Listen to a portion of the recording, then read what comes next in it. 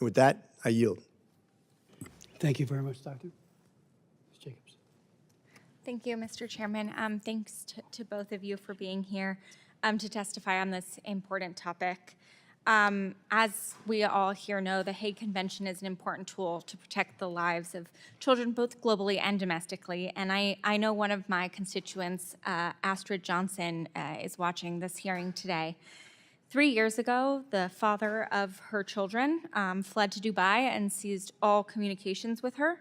She's not had contact with her 2 young children since June of 2023.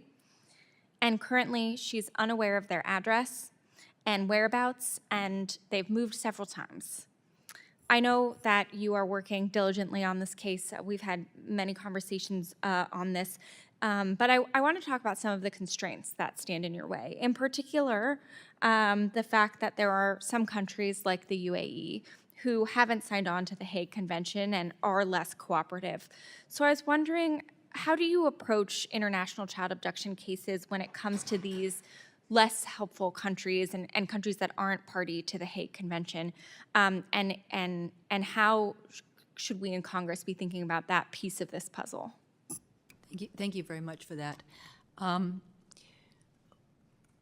When I am speaking with foreign government officials, especially those in non-Hague countries, again, I make the point that I made earlier, was that this is about the child. And this is a child who, in many instances, is both a U.S. citizen and a citizen of the host government, and that we have a collective responsibility to do right by them. And that does resonate often.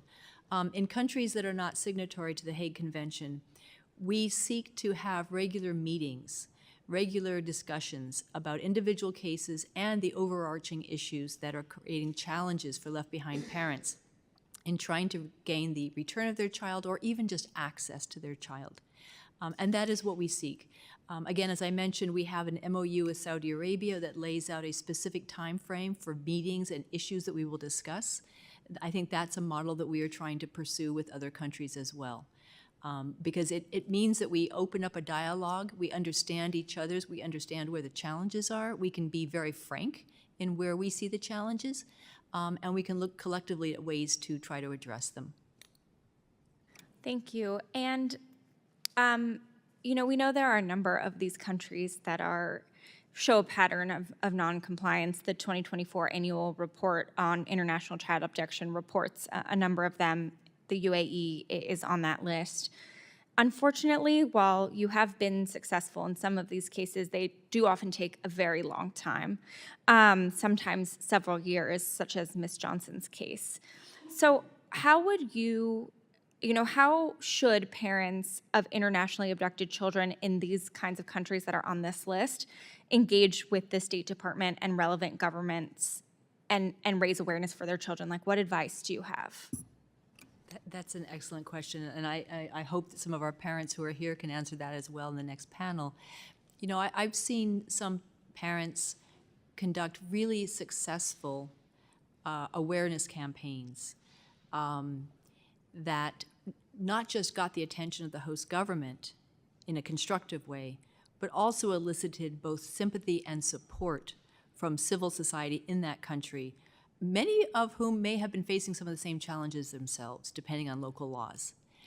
But I've also seen where those kinds of very public campaigns can be detrimental, can undermine efforts. So I think it's important that parents consult with their attorneys, with trusted advisors, sometimes other parents who've gone through the same kind of ordeal, to see what's going to work in this country, in this circumstances, given the circumstances of that particular case.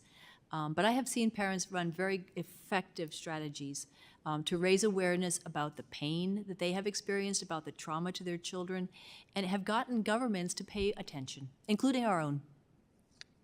Well, thank you, and thank you for both of you for all of your work on this issue. Mr. Chairman, I yield back. Thank you, Ms. Jacobs. Just one final brief question.